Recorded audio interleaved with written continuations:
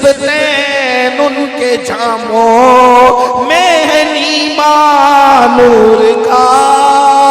नतीजा निकलता है तेरी नस्ल पाक में है बच्चा बच्चा नूर का। आशिकाने रसूल इमाम आली मकाम और उनके खानदान के डंके बजाएंगे। और आपने तो चांद नजर आने से पहले ही इमाम की महफिल का इनेकाद किया। आपने मुझसे पेशतर बहुत से उलमा खुतबा को सुना होगा। आखिर में मैंने बिरादर मुअज़्ज़म हज़रत मौलाना क़ारी राशिद रज़वी साहब, उन्होंने जो है वो आपके सामने भी आप कलाम पेश फरमाया। अल्लाह तबारक व तआला आपकी हम सब की हाज़िरी को कबूल फरमाए। इमाम की महफिल सजी है। मैं ये चाहता हूँ कि थोड़ी देर हम और आप कोई जज्बाती गुफ्तगू करने की बजाय कोई संजीदा गुफ्तगू करें। इमाम हुसैन का जिक्र हम बचपने से सुन रहे हैं, हम बचपने से सुन रहे हैं, हमारे बाप ने भी बचपने से सुना, उनके बाप ने भी बचपने से सुना और उनके बाप ने भी बचपने से सुना। यानी अगर हमारी नस्लें जब से मुसलमान हैं तब से सुन रहे हैं। और सादात तो इतना सुन रहे हैं कि फिर एंड में किसी ने इमाम ज़ैनुल आबिदीन से सुना, तो किसी ने इमाम हसन मुसन्ना से सुना, किसी ने सैयदा ज़ैनब से सुना, तो किसी ने सैयदा सकीना से सुना, किसी ने सैयदा उम्मे रुबाब से सुना, तो किसी ने सैयदा शहरबानो से सुना। एक तवातुर है और करबला सुनी जा रही है और पढ़ी जा रही है और करबला क़यामत तक सुनी जाएगी और पढ़ी जाएगी। और जब तक के सही तौर पर करबला को पढ़ा जाता रहेगा मुसलमानों के अंदर कभी बुज़दिली जन्म नहीं ले सकती। जब तक मुसलमानों में करबला पढ़ा जाता रहेगा उस वक्त तक मुसलमानों के अंदर कभी भी निगाहों की नहूसत जन्म नहीं ले सकती। जब तक मुसलमानों में करबला पढ़ा जाता रहेगा उस वक्त तक मुसलमानों के अंदर हराम की लालच जन्म नहीं ले सकती। जब तक करबला पढ़ा जाता रहेगा भाई और बहन की मोहब्बतें कायम रहेगी। जब तक करबला पढ़ा जाता रहेगा बाप और बेटे की मोहब्बत कायम रहेगी। जब तक करबला पढ़ा जाता रहेगा तब तक के सौते भाई पर एतमाद कायम रहेगा। जब तक करबला पढ़ा जाता रहेगा सकीना को सोने पर, सकीना को सीने पर सुलाना याद रहेगा। यानी बेटी को दफन करने वाले लोग नहीं हैं, करबलाई लोग वो होते हैं जो बेटियों को सीने पर सुलाते हैं। अल्लाह अकबर। करबला करबला है, करबला में सब्र है, करबला में अदल है, करबला में मोहब्बतें हैं, करबला में उल्फतें हैं, करबला में तकद्दुस है, करबला में कुरान है, करबला में हुब्बे कुरान है, करबला में तफसीरे कुरान है, करबला में अल्लाह अकबर मुस्तफा जाने रहमत की अमानतें हैं, करबला में सियादत है, करबला में इमामत है, करबला में क़यादत है, करबला के अंदर अल्लाह अकबर हकदारों को हक देना है, करबला के अंदर झूठे रिश्तों को हकीकतों का तकद्दुस देना है, करबला के अंदर खुद भूखे रह करके दूसरों को खिलाना है। अल्लाह अकबर। हम करबला सुनते हैं लेकिन रस्मों के एतबार से सुनते हैं, हम करबला सुनते हैं लेकिन जलसों को हमने रस्म का नाम दिया है इस एतबार से सुनते हैं। आज ये मैं आपके सामने आज करबला रखना चाहता हूँ। अल्लाह अकबर। करबला में दो किरदार हैं, करबला में दो किरदार हैं, एक इमाम हुसैन है और एक यजीद है। अल्लाह अकबर। पहले तो मैं आपको बताऊं कि ये दोनों एक वजूद भी रखते हैं। करबला में एक वजूद है इमाम हुसैन का, दूसरा वजूद है यजीद का, यजीदियों का। आपको पता है अब दोनों किरदार पहले मैं आपके सामने जाहिर के एतबार से पेश करूं तो आपको पता चलेगा। गौर से सुनना, थोड़ी देर गुफ्तगू होगी लेकिन गौर से सुनना। यजीद किसे कहते हैं? नंबर एक, यजीद जिसको कहते हैं वो इंतहाई मोटा इंसान था और बहुत भद्दा इंसान था, जिसके बदन पर इतने बाल थे जैसे सूअर के बदन पर कसरत से बाल होते हैं। मैं कोई अल्लाह अकबर कतन किसी भी एतबार से मैं कोई नाइंसाफी नहीं करूंगा। आप ये ना समझे कि मेरा ताल्लुक इमाम हुसैन से है तो मैं कोई अदल में थोड़ा सा जो है वो कसर करूं, नहीं, मैं सच्चाई बयान करूंगा। और एक एक जुमला जो यजीद के बारे में कह रहा हूं मैं वो आपके सामने साबित करूंगा अगर आप पूछना चाहेंगे तो। अल्लाह अकबर, तवज्जो फरमाएं, जरा गौर करें। यजीद कौन? यजीद इंतहाई मोटा इंसान, इतना मोटा, उठने बैठने से कासिर। यजीद कौन? सफेद चेहरा तो था लेकिन इतना बदतरीन और मनहूस लगता था कि अल्लाह अकबर, भद्दा। उसके बाद उसके बदन पर इतने कसरत से बाल थे कि जैसे सूअर के बदन पे कसरत से बाल रहते हैं, इस तरीके से उसके बदन पे बाल थे। ये है कि यजीद का मैंने हल्का सा खाका आपके सामने पेश कर दिया। अल्लाह अकबर। अब इमाम हुसैन कौन है? हुसैन तस्वीर मुस्तफ़ा का नाम है। हुसैन यादगार हुस्न मुस्तफ़ा का नाम है। मुस्तफ़ा जाने रहमत के हुस्न को अगर देखना हो तो हुस्न हुसैन देखो।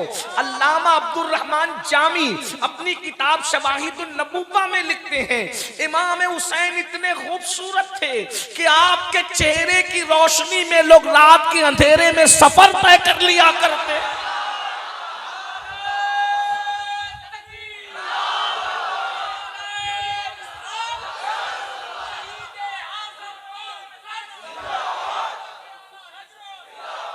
आप क्या समझते हैं कि बरेली के ताजदार ने यूं ही शायरी का फन दिखाया है कि तेरी नस्ल पाक में है बच्चा बच्चा नूर का, तू है आईने नूर, तेरा सब घराना।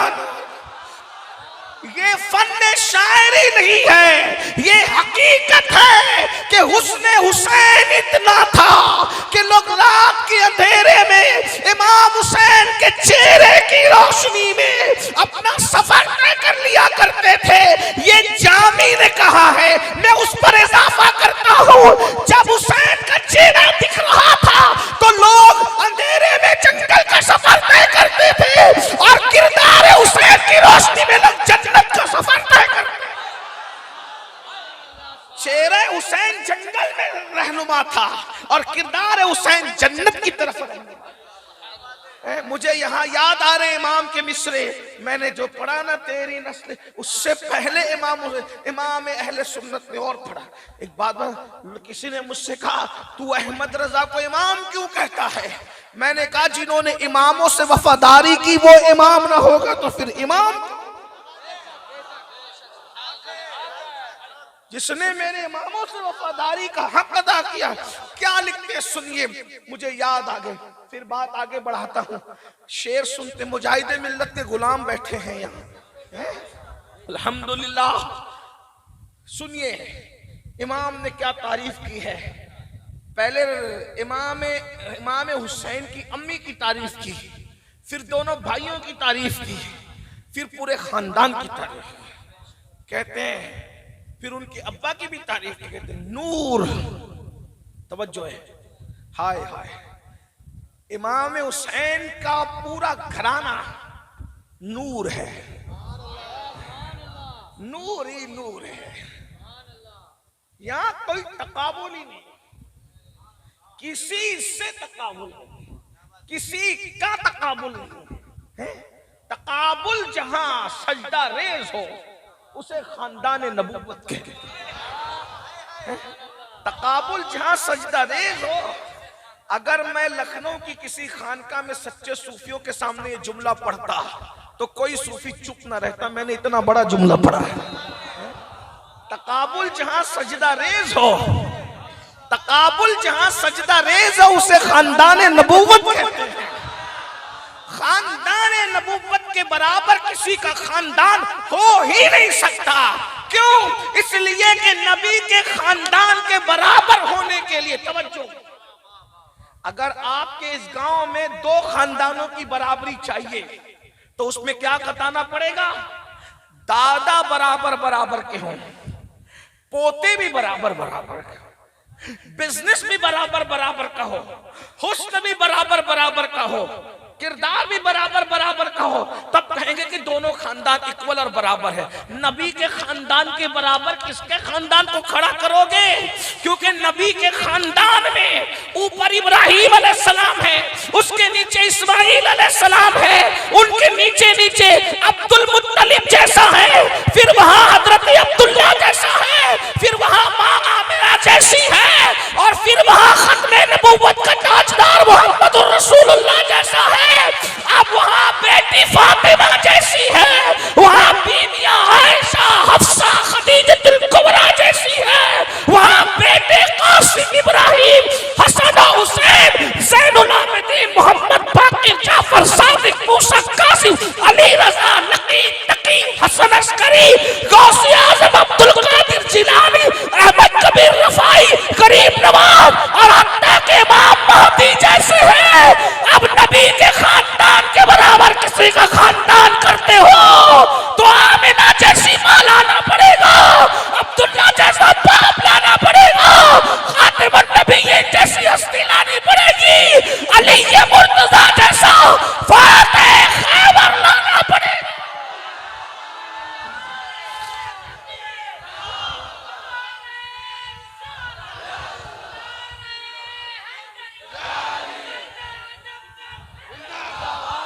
इसीलिए हुजूर शेखुल मशाइख सैयदी अशरफी मियां रहमतुल्लाह अलैह ने कहा था, कोई हो मुत्तकी हो आलिम व ज़ाहिद जमाने में, मगर आले मोहम्मद के बराबर हो नहीं सकता। और सुनिए मेरे इमाम क्या कह रहे, कहते ये घराना सुन लो। अभी मैंने तकरीर शुरू करनी है लेकिन आपका ज़ौक़ जरा सुभान अल्लाह। कहते नूर, सैयदना इमाम हुसैन की अम्मी नूर है? क्या है? मैं इस पर आपको नहीं कहूंगा कि बोलो सुभान अल्लाह, क्योंकि आशिक लोग अहले बैत सुनते वक्त तो चुप नहीं रहते। मेरी आदत नहीं, मैं कोई चंदा तलब करने नहीं हो कि हर दो जुमले बोलो सुना। मैं तो आपके इश्क का इम्तिहान लेना चाहता हूँ। अहले बैत का नाम आने पे तो पत्थर भी चुप नहीं रहते। नीचे वाले अगर सोचते हैं कि हम ही बोलेंगे वह आओ, पीछे वाले कुर्सी बैठ के नहीं बोलेंगे तो कोई बात नहीं है। हम अहले बैत वाले हैं, कुर्सी पे बैठकर भारी ना बनो। गुलामी गुलामी होती है, जमीन पे बैठो तो, तख्त पे बैठो तो, तख्ते पे बैठो तो। सुभान अल्लाह। क्या है इमाम के मसलक में? इमाम हुसैन की अम्मी क्या है? नूर। एक बात, जिसको नूर कह दिया फजीलत ही खत्म है भाई। जिसको नूर कह दिया फजीलत ही खत्म है। नूर क्या है? बिनते नूर। कोई खानदान नहीं है, बेटी नूर, उस बेटी का बाबा भी नूर, अब्बा भी नूर। हाँ, क्या है? अब्बा भी नूर है। मुझे कोई जरा नूर की तारीफ करके बताए। ये साइंसदान के हाथ का बना हुआ नूर है। किसके हाथ का?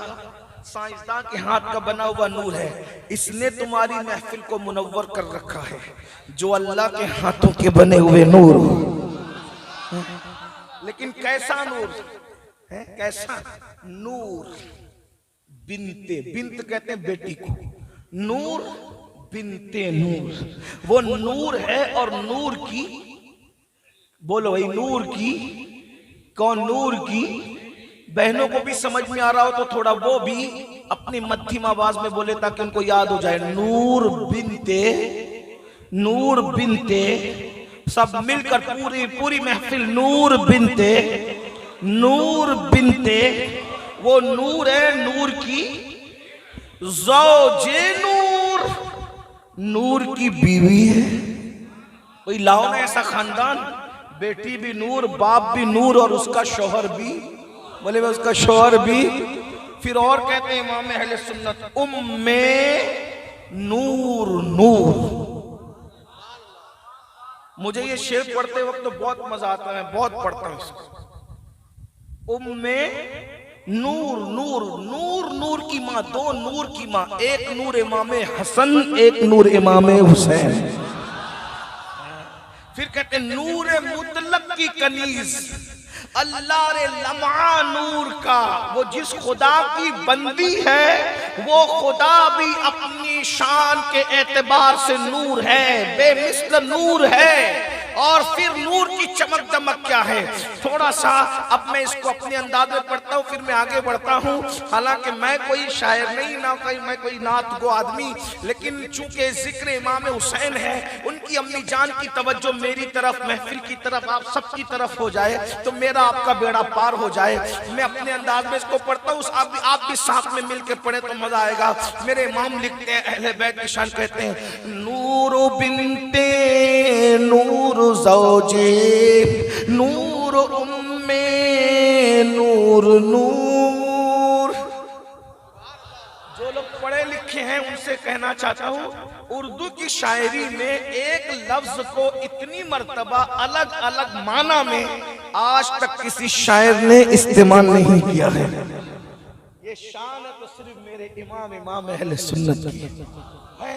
कैसे कहते हैं, नूर बिनते नूर ज़ौजे नूर उम्मे नूर नूर। नूर बिनते नूर ज़ौजे नूर उम्मे नूर नूर। और नूर मुतलक की कनीज अल्लाह रे लम्हा नूर का, एक मुशाबे एक वक़ा से पाँव तक, एक सीने तक मुशाबे एक वक़ा से पाँव तक। हुस्न सिबतैन उनके जामों में है नीमा नूर का। नतीजा निकलता है तेरी नस्ल पाक में है बच्चा बच्चा नूर का। तेरी नस्ल बच्चा बच्चा नूर का। तू है ऐने नूर तेरा। जिसको जिसको याद है अपनी औलाद का मुकद्दर संवारने के लिए से पढ़ ले, तू है ऐने, तू है ऐने, तू है ऐने, तू है ऐने, तू है ऐने सब घराना नूर का। समझ में आया इमाम हुसैन क्या है? जिसके चेहरे की रोशनी में लोग रास्ता तय करते हैं अंधेरी रात में, उसे इमाम हुसैन कहते हैं। हुसैन इतने खूबसूरत है, हुसैन इतने हुस्न वाले हैं, हुसैन इतने जमाल वाले हैं, जो देखता था कहता था जब नवासा ऐसा है तो नाना का आलम क्या होगा। मैं सिर्फ बात बता रहा हूँ। इसके बाद इमाम हुसैन के तवज्जो तवज्जो खास तवज्जो, इमाम हुसैन की रगों में जो खून था, वो खून से लेकर हजरत आदम का, तवज्जो करे, बहुत बड़ा जुमला कहने जा रहा हूँ। इस बड़े जुमले के लिए बड़ा इल्म, बड़ा इश्क, बड़ा दिल चाहिए। तवज्जो कर ले, इमाम हुसैन की रगों में जो खून था, वो हुसैन से लेके आदम तक कोई काफिर का खून उसमें शामिल न हो सका।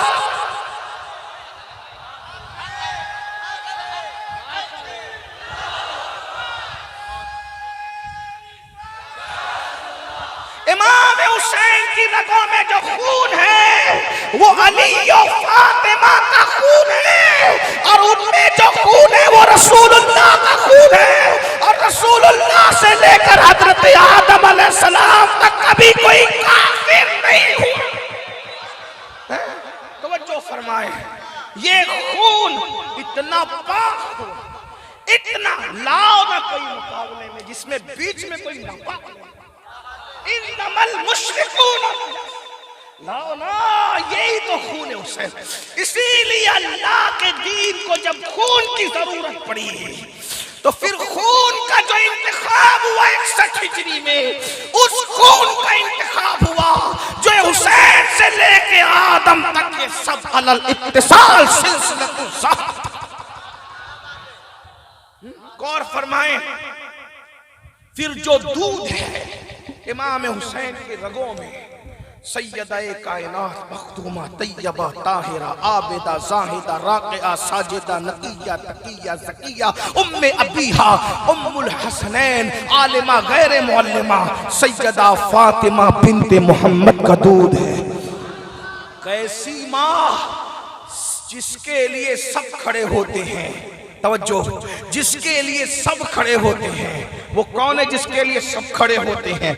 बल्कि आइए मैं फलसफियाना अंदाज में किसके लिए सब खड़े होते हैं चंद जुमले कह दूं, इल्म वाले समझ जाएंगे। यहाँ अगर कोई मेरी तरह ना इल्म ना समझ सके तो इश्क वाले होंगे तो समझ जाएंगे, और अगर वहाँ भी कमी होगी तो शायद इंटरनेट के जरिए किसी तक आवाज पहुंचेगी, अल्लाह करे वो समझेगा, दुआ देगा, मेरा बेड़ा पार होगा। कोई समझे ना समझे लेकिन नजफ और करबला वालों की नजर हो जाएगी तो मेरा बेड़ा पार हो जाएगा। किसके लिए सब खड़े होते हैं? किसके लिए सब खड़े होते हैं? फरिश्ते जिसके लिए खड़े हो उसे आमीना का लाल कहते हैं। फरिश्तों का सरदार जिसके लिए खड़ा हो उसे आमीना का लाल कहते हैं। बल्कि तसव्वुर और तखय्युल की कायनात में मैं देखता हूँ तो मुझे लगता है ये खड़े हुए दरख्त जिसके एहतराम में है उसे आमीना का लाल कहते हैं। हाँ हाँ, अल्लाहु अकबर।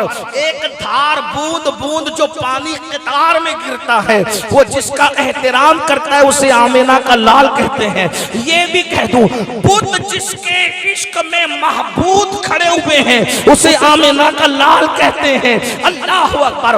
आग के शरारे जिसके लिए ऊपर की तरफ खड़े होते हैं उसे आमीना का लाल कहते हैं। बल्कि ये कह दूं, अल्लाह अकबर, इख्तिसार करते हुए ताकि टाइम आपका पास न हो, इख्तिसार करते हुए, कायनात जिसके लिए कयाम पसीर है वो सिर्फ और सिर्फ आमीना का लाल है।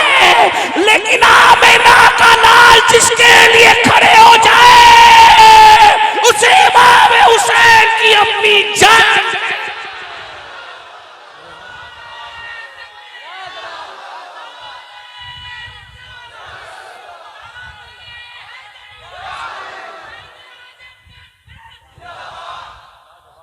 हाँ, सैयदा कायनात के नाम का एक नारा लग जाए, फैजाने सैयदा कायनात, और बुलंद आवाज, फैजाने सैयदा कायनात, फैजाने मखदूमे कायनात। क्या हस्ती जिसके लिए कायनात खड़ी है, जन्नत बन संवर कर जिसके लिए खड़ी है वो आमीना का लाल है। और जिसके लिए जन्नत बन संवर के खड़ी होती है वो जिसके लिए खड़ा हो जाए उसे हुसैन पाक की अम्मी कहते हैं, हसन मुश्तबा की अम्मी कहते हैं। जरा गौर करें, जा करके घर पे सोचना कि किसका जिक्र सुनने आए थे, हैं? किसका जिक्र सुनने आए थे, कभी सोचना। ऐसी माँ का दूध इमाम हुसैन के सीने में। मैं इमाम हुसैन का हुस्न बयान करूं, हुस्न हुसैन सुन लीजिए। नसब इतना आला, चेहरा इतना खूबसूरत। अच्छा एक बात कहूं, हर खूबसूरत इंसान का हुस्न जिसने बयान किया है वो सब आशिक लोग हैं।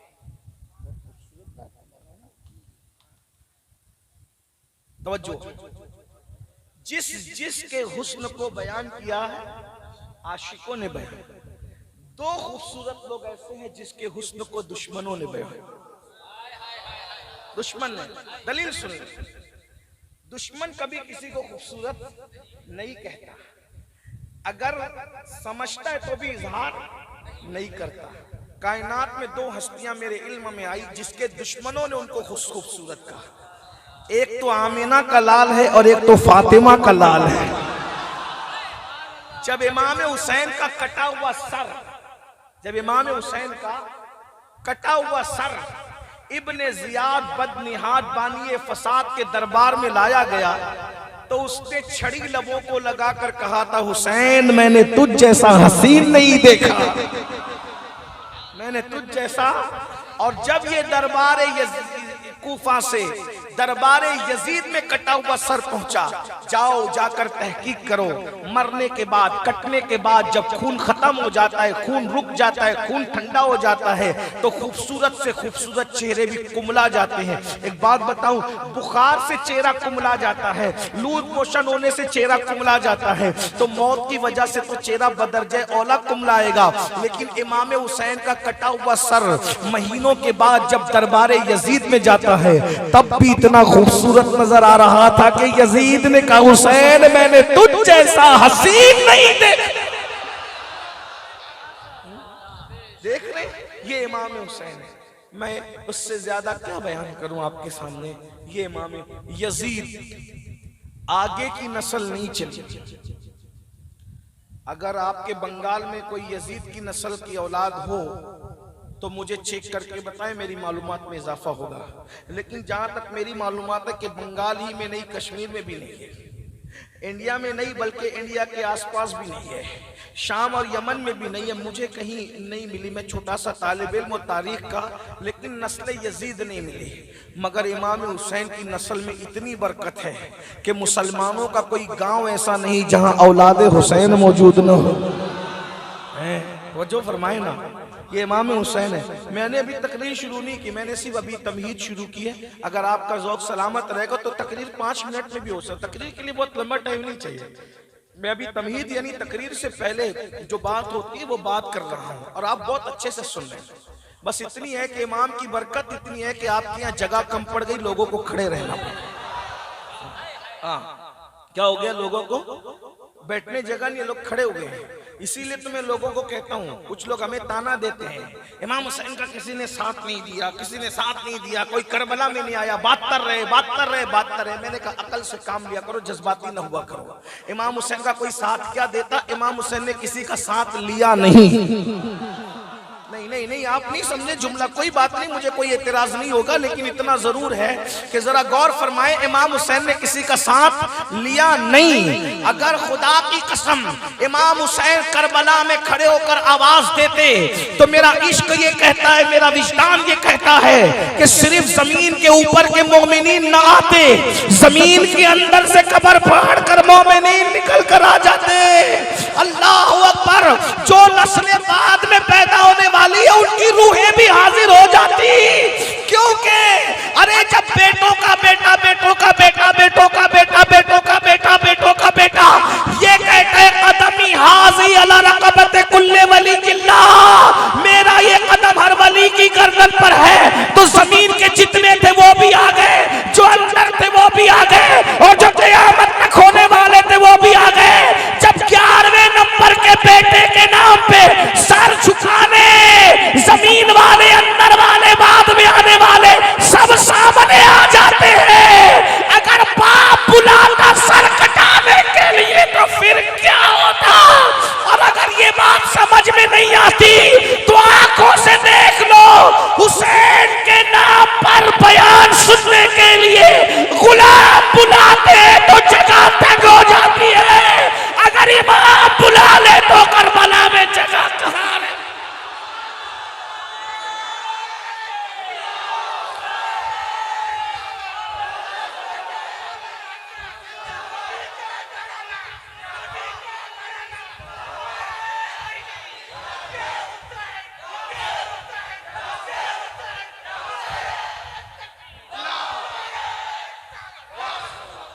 माशाल्लाह, सलामत रहो भैया। नारे लगाने तो सब हाथ उठा करके दोनों लगा रहे, या हसन या हुसैन, या हसन या।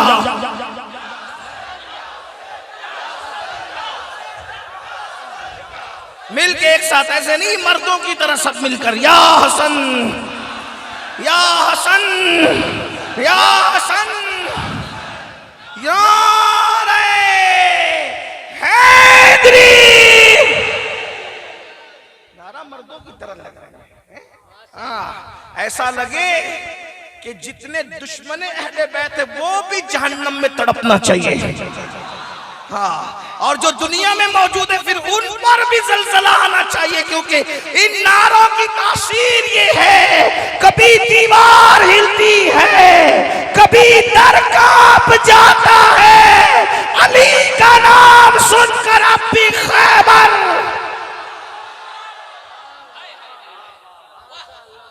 सुनिए, अल्हम्दुलिल्लाह हमारे नारों की भी एक अपनी पहचान है। अल्हम्दुलिल्लाह। मैं अर्ज कर रहा था, जल्दी जल्दी से बात में तमीद पूरी कर लूं। क्या यजीद की कोई औलाद मुझे नजर नहीं आई? अगर आए तो मुझे बताना, लेकिन इमाम कोई गांव ऐसा नहीं जहां औलाद हुसैन, कोई शहर ऐसा, बल्कि कोई मोहल्ला भी ऐसा नहीं मिलता मुझे। कम मोहल्ले मिलते हैं जहां औलाद हुसैन।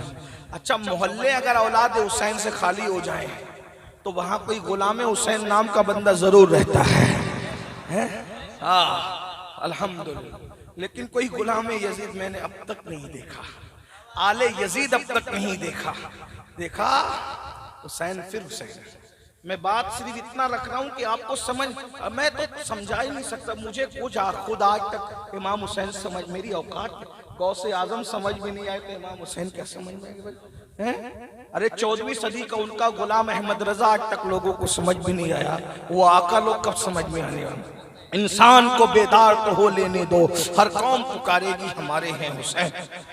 हुसैन हुसैन हुसैन हुसैन अल्लाह औलाद। अच्छा, एक बात और, औलाद का ज्यादा होना भी कमाल नहीं है, लेकिन जितनी हो सब अच्छी हो ये कमाल है। तवज्जो, जितनी हो सब अच्छी हो ये। आप गौर फरमाएं, आपको जितने पूरी दुनिया में गुंबद नजर आते हैं बहुत कम दूसरों के होंगे, ज्यादातर जो होंगे अली और फातिमा की बेटों के होंगे। देख लीजिए, आप देख लीजिए ना, करबला में जो गुंबद चमक रहा है वो अली और फातिमा सलामुल्लाह बेटों का रज़ी अल्लाह ताला। इसी तरीके से अल्लाह अगर बकी के अंदर जो रसूलुल्लाह के बिल्कुल करीब जो कब्रें चमक रही है वो अली और फातिमा के शहजादों की है। इसी तरीके से बगदाद के अंदर जो गुंबद चमक रहा है, अमेरिका ने इतने बम मारे, बड़े बड़ों की बिल्डिंगें उड़ा दी, लेकिन फातिमा के बेटे का गुंबद न उड़ा सका। देखते नहीं? हाँ, सुभान अल्लाह। क्या क्या लोग हैं, क्या घराना है। बहरहाल इनके बेटे नेक, इनकी असल नेक, इनकी नस्ल। बस जुमले पर बात अब खत्म करूं, असल उन्वान पे हूं। अगर शहजादों की बात करना, हसनैन के, इनकी असल नेक और नस्ल नेक। नस्ल इतनी नेक, बस एक जुमला अगर महसूस कर सकते तो करें। बहुत इल्मी बात निकल आ रही है, हालांकि कोई मैं अल्लामा नहीं, लेकिन इल्मी बात निकल आई है। कयामत के करीब सब बिगड़ जाए। बात समझ रहे? नहीं समझ रहे? कोई बात नहीं, घर जाके समझना। लेकिन मैं कोई चोर आदमी नहीं कि मैं इल्म चुरा कर और छुपा के रखूं। जो अल्लाह दिमाग में डालता है मैं बोल देता हूँ। जितने समझेंगे समझेंगे, और बल्कि ये कह दूं, ना समझो तो कोई बात नहीं, बयान करने पर भी मेरा काम हो गया। लेकिन तवज्जो करें, कयामत के करीब सब बिगड़ जाएंगे। तवज्जो नहीं, गौर करना, गौर, सब बिगड़ जाएंगे। मैं नहीं कह रहा, रसूलुल्लाह ने फरमाया। कितने बिगड़ेंगे? औरतें नंगी घूमेंगी ये कयामत के करीब। तवज्जो, औरतें नंगी होगी, कपड़े पहनकर भी नंगी होगी, बारीक पतले लिबास पहनेगी, आदि अस्तीन के कपड़े पहनेगी, इतनी फिटिंग में पहनेगी कि कपड़े पहनकर भी कपड़े पहनने का मकसद पूरा नहीं होगा। नाच गाना घर घर आम होगा। ये सबकी औलादों का हाल हो रहा है भाई। देखो, अल्लाह की कसम, किसी पर कोई तंज नहीं। मेरा मसलक अहले सुन्नत है, और हुजूर ने जो कहा अहले सुन्नत की कुतुब से बयान कर रहा हूँ। औरतें नंगी होगी, कपड़े पहनने के बाद नंगी घूमेगी, नाच गाना घर घर आम होगा। लोग रास्ते पर ऐसे मियाँ बीवी काम करेंगे जैसे कुत्ते रास्ते में करते हैं, गधे करते हैं। ये फरमाया, और मैं उससे ज्यादा नहीं कह सकता। यानी कि ज़िना आम होगा, बदकारी आम होगी, यानी कि सबकी नस्लें बिगड़ जाएगी। शराब कसरत से पी जाएगी, ज़िना आम हो जाएगा, सूद आम हो जाएगा, हराम आम हो जाएगा। बहुत कम लोग दीन पे रह जाएंगे। लेकिन जिस वक्त सबकी नस्ल, तवज्जो करना, बहुत बड़ा जुमला पढ़ रहा हूँ, जिस वक्त सबकी नस्ल इतनी बिगड़ जाएगी, ज़िना आम होगा तो नस्लें बिगड़ेगी तभी होगा ना, शराब आम होगा तभी होगा, जुआ आम होगा तभी होगा ना, ज़िना आम होगा तभी होगा ना। जिस वक्त लोगों की नस्ल इतनी पापी हो जाएगी, उस वक्त भी रसूलुल्लाह के घर में जो बेटा पैदा होगा उतने बिगड़े हुए माहौल में, उतने गंदे माहौल में, उतने गलीज माहौल में, उतने बदकार माहौल में, उतने बदकिरदार माहौल में जब रसूलुल्लाह के घर में बेटा पैदा होगा, उसका नाम इमाम मोहम्मद महदी उसको कहा जाएगा। और वो इतना मुत्तकी होगा कि हजरत ईसा अलैहिस्सलाम जैसा पैगंबर उसकी इक्तिदा में नमाज अदा फरमाए। जब नबी के आखिरी नंबर के बेटे के तकवे का ये आलम है, जब नबी के आखिरी नंबर के बेटे की इमामत का ये आलम है, आखिरी नंबर का इमाम इतना मुत्तकी है, तो पहले नंबर का हसन और हुसैन जो नबी का बेटा है उनके तकवे और परहेजगारी का आलम। जब आखिरी नंबर का बेटा ऐसा है,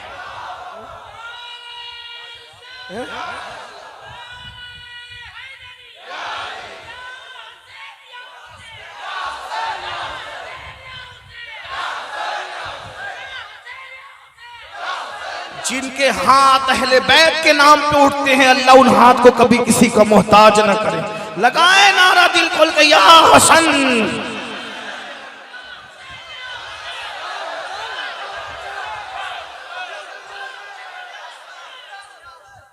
एक साथ मिलकर लगाओ।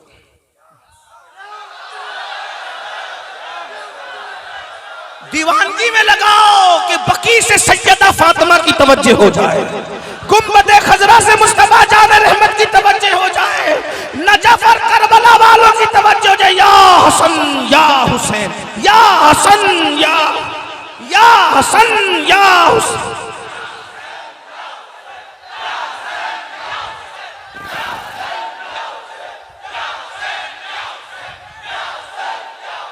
सुबह क्या बात, रजा उस चमनिस्ताने करम की, ज़हरा है कली जिसमें हुसैन। और अरे सैयदा फातिमा बकी से कह रहे होगी, बाबा देखा नहीं वो बंगाल वाले मेरे बेटों को कैसे याद कर रहे हैं, वो बंगाल वाले मेरे बेटों को कैसे याद कर रहे हैं। हुजूर की ने देख के मुस्कुरा दिया, फिर नजफ से मेरे मौला ने देख के मुस्कुरा दिया, करबला से शहजादा अली अकबर की नजर पड़ गई, तुम्हारा बेटा भी पार है, हमारा बेटा।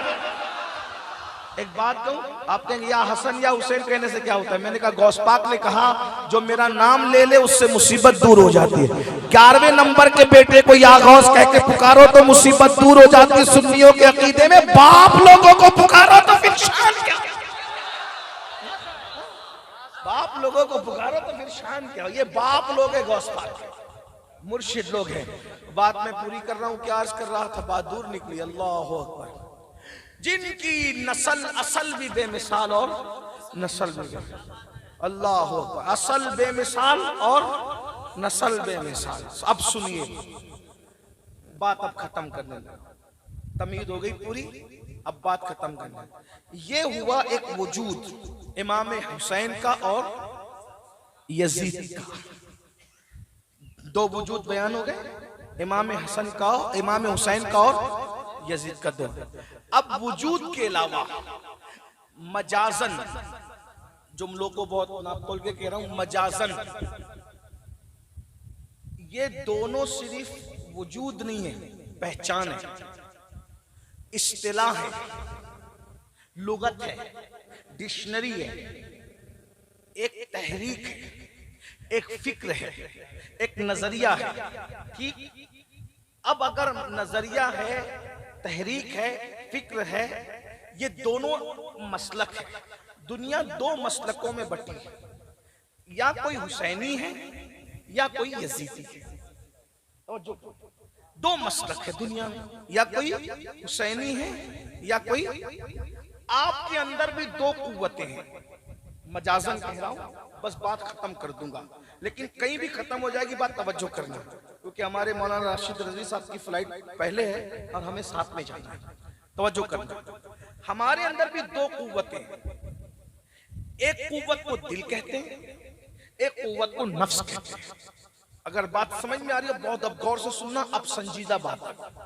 हमारे अंदर दो कुव्वतें हैं, एक को दिल कहते हैं, एक को नफ्स कहते हैं। जो दिल है वो हमेशा नेकी की तरफ ले जाता है, जो नफ्स है वो हमेशा बुराई की तरफ ले जाता है। तो अब हम अहले मोहब्बत, अहले तसव्वुफ, अहले इरफान क्या कहते हैं? जो दिल है उसको हुसैन कहते हैं, जो नेकी की कुव्वत है उसको हुसैन कहते हैं, इमाम हुसैन। बार बार जिक्र कर रहा हूं इसलिए हुसैन हुसैन कर रहा हूं, वरना हम ऐसे नाम नहीं लेते हैं। हम अलकाब व आदाब से लेने के आदी है, मगर तकरीर में बार बार तकरार कर रहा हूं इसलिए बतौरे इबादत कह रहा हूं और बार बार। तो ये जो दिल है, अब तवज्जो करना, मजाजन जो दिल है उसे हुसैन कहते हैं। तवज्जो, दिल के जो जज्बात है उसे हुसैनियत कहते हैं। दिल नेकी की तरफ ले जाता है इसलिए उसको हुसैन कहते हैं। और एक नफ्स है वो उसको यजीद कहते हैं मजाजन, क्योंकि दिल बुराई की तरफ ले जाता है उसको क्या कहते हैं? यजीद। तो अब आपके अंदर दोनों मौजूद है, अफकार के एतबार से, नजरियात के एतबार से, फिक्र के एतबार से, जज्बात के एतबार से, एहसासात के एतबार से, सब लोगों के अंदर दो चीजें मौजूद है, हुसैन भी मौजूद है, यजीद भी मौजूद है। अब आपसे पूछना चाहता हूं, आप मोहब्बत किससे करते हैं? दिल के अंदर, दिल के कमरे में कौन सजा हुआ है? या हुसैन या यजीद, या हुसैन या यजीद, या हुसैन या यजीद। आपने नारा तो लगा दिया हुसैन हुसैन का, लेकिन दिल में कौन है? इसलिए कि जबान पे कौन है इसकी अहमियत नहीं होती ज्यादा, दिल में जो होता है उसकी अहमियत होती है। अब तुम्हारे अंदर भी दोनों है, हुसैन और यजीद। तुम किसका साथ देते हो? तुम किसके साथ खड़े रहते हो? तुम किसके सपोर्ट में रहते हो? अब आइए